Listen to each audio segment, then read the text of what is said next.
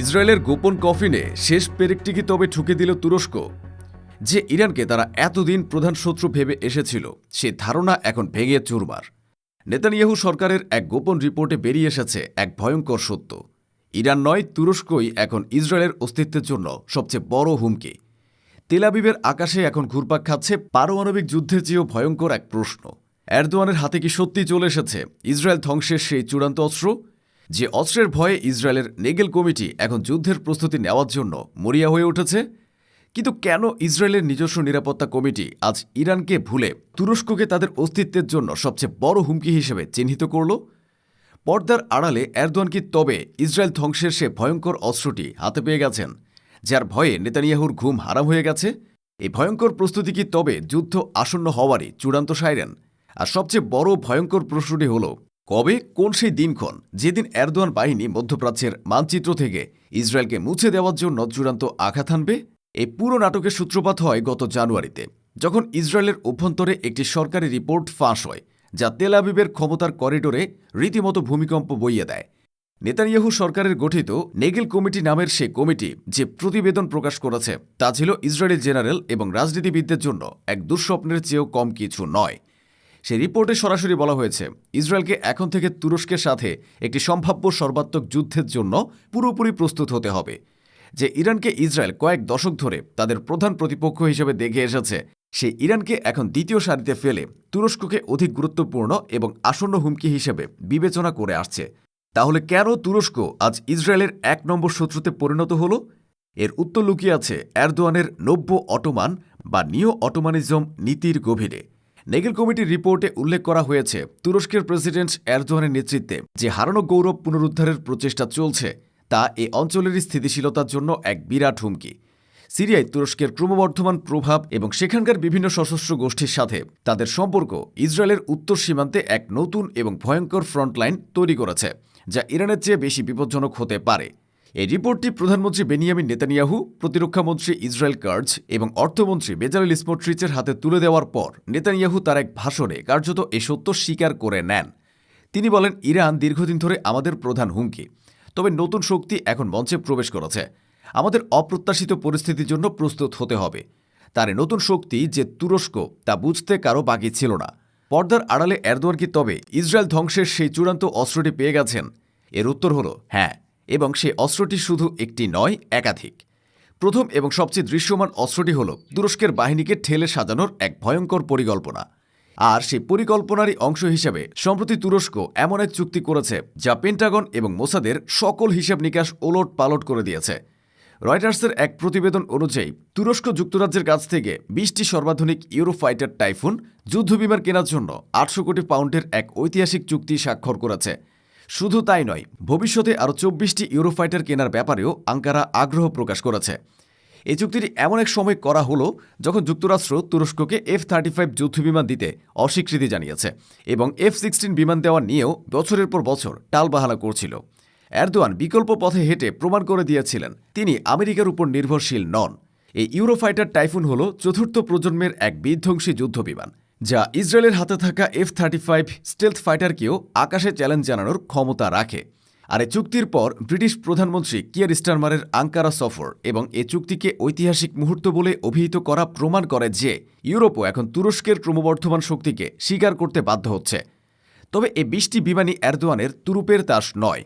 তুরস্কের প্রতিরক্ষামন্ত্রী জানিয়েছে, তাদের তাৎক্ষণিক প্রয়োজন মেটানোর জন্য কাতার এবং ওমানের কাছ থেকে আরও 12টি করে মোট 24টি ব্যবহৃত কিন্তু অত্যাধুনিক ইউরোফাইটার কেনার আলোচনা চূড়ান্ত পর্যায়ে রয়েছে। এর মানে হলো, খুব অল্প সময়ের মধ্যেই তুরস্কের বিমান বাহিনী এমন এক শক্তিতে পরিণত হবে, যা মধ্যপ্রাচ্যের আকাশে ইসরায়েলি বাহিনীর একচ্ছত্র আধিপত্যের দিন শেষ করে দেবে। এর সাথে যুক্ত রয়েছে ইরান এবং পাকিস্তানের নাম। ইসরায়েলি অ্যাটর্নি জেনারেলের অফিস সম্প্রতি 3 তুর্কি নাগরিক রহমান গোকাইর, ইউনুস ওজাল এবং ওক্তাই আর্চিকে অস্ত্র চোরাচালানের অভিযোগে অভিযুক্ত করেছে। কিন্তু এটি কোনো সাধারণ চোরাচালান নয়। অভিযোগ অনুযায়ী তারা তুরস্ক থেকে সৌদি আরব এবং জর্ডান হয়ে ইরান থেকে পাঠানো অস্ত্র ইসরায়েলের ভেতরে পাচার করার চেষ্টা করছিল। এই ঘটনা প্রমাণ করে তুরস্ক এখন ইরানের সাথে মিলে ইসরায়েলের ভেতরেই একটি নতুন যুদ্ধক্ষেত্র তৈরি করার চেষ্টা করছে। এই ত্রিপক্ষীয় জোট শুধু অস্ত্র পাচার বা বিমান কেনার মধ্যেই সীমাবদ্ধ নেই। এটা গভীর এবং সমন্বিত সামরিক গোয়েন্দা অক্ষশক্তি, যা ইসরায়েলকে চারিদিক থেকে ঘিরে ফেলার জন্য প্রস্তুত হচ্ছে। আঙ্কারা ভিত্তিক থিঙ্ক ট্যাঙ্ক অরসামের এক বিশ্লেষণে বলা হয়েছে, তুরস্ক, ইরান এবং পাকিস্তান এক নীরব চুক্তিতে পৌঁছেছে, যেখানে তারা তাদের নিজ নিজ শক্তির ক্ষেত্রগুলো একত্রিত করে একটি অপ্রতিরোধ্য জোট তৈরি করেছে। তুরস্ক তার উন্নত ড্রোন প্রযুক্তি এবং ন্যাটো স্তরের সামরিক কৌশল সরবরাহ করছে। ইরান তার বিশাল ক্ষেপণাস্ত্র ভান্ডার এবং এই অঞ্চলের প্রক্সি বা ছায়া গোষ্ঠীগুলোর নেটওয়ার্ক ব্যবহার করছে। আর পাকিস্তান এই জোটকে পারমাণবিক ছায়া বা গোয়েন্দা তথ্য দিয়ে সুরক্ষিত রাখছে। এই সহযোগিতার একটি ভয়ঙ্কর উদাহরণ হল প্রজেক্ট শাহিন। প্রতিরক্ষা বিষয়ক সাময়িকী জেন্স ডিফেন্স উইকলিয়ার মতে, এটি তুরস্ক ও পাকিস্তানের একটি যৌথ প্রকল্প, যার অধীনে পাকিস্তানের শাহিন 3 ব্যালিস্টিক মিসাইলের প্রযুক্তির সাথে তুরস্কের নিজস্ব গাইডেড সিস্টেম একীভূত করা হচ্ছে। এর ফলে এমন এক নতুন প্রজন্মের ক্ষেপণাস্ত্র তৈরি হবে যা ইসরায়েলকে যে কোনো প্রান্তে নিখুঁতভাবে আঘাত হানতে সক্ষম এবং যাকে প্রতিহত করা প্রায় অসম্ভব। শুধু তাই নয়, পাকিস্তানের গোয়েন্দা সংস্থা ISI তাদের স্যাটেলাইট এবং সিগন্যাল ইন্টেলিজেন্স ব্যবহার করে ইসরায়েলের সামরিক স্থাপনা এবং আয়রন ডোম ব্যাটারির রিয়েল টাইম বা বাস্তব সময়ের তথ্য তুরস্ক ও ইরানকে সরবরাহ করছে বলেও অভিযোগ উঠেছে। এই ত্রিদেশীয় জোটের উত্থান মধ্যপ্রাচ্যের ক্ষমতার ভারসাম্যকে এমনভাবে বদলে দিয়েছে যা গত 50 বছরেও দেখা যায়নি। এটি শিয়া এবং সুন্নি বিভেদকে অতিক্রম করে একটি অভিন্ন শত্রু ইসরায়েলের বিরুদ্ধে একজোট হওয়ার এক নজিরবিহীন ঘটনা।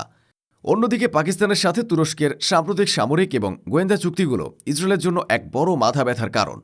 প্রতিরক্ষা বিশ্লেষকরা মনে করছেন, পাকিস্তান তুরস্ককে তাদের ড্রোন এবং সাইবার নিরাপত্তা প্রযুক্তি দিয়ে সাহায্য করছে, যার বিনিময়ে তুরস্ক পাকিস্তানকে অর্থনৈতিক এবং কূটনৈতিক সমর্থন দিচ্ছে।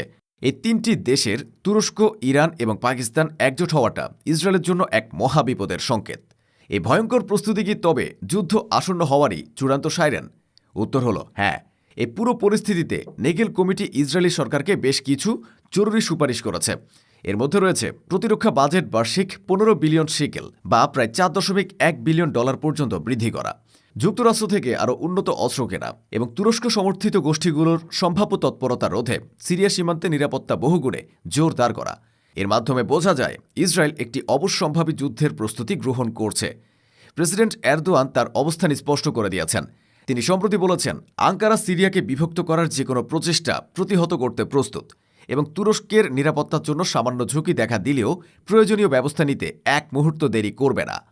এরদোয়ানের এ বার্তা ইসরায়েল এবং তাদের পশ্চিমা মিত্রদের জন্য এক সরাসরি সতর্কবার্তা।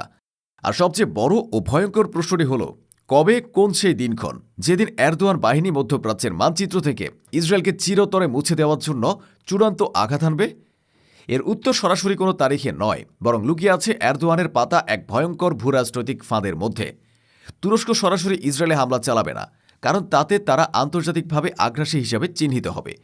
এর পরিবর্তে এরদোয়ান এমন পরিস্থিতি তৈরি করছেন যেখানে ইসরায়েল নিজেই মরিয়া হয়ে তুরস্কের মূল ভূখণ্ডে হামলা চালাতে বাধ্য হবে।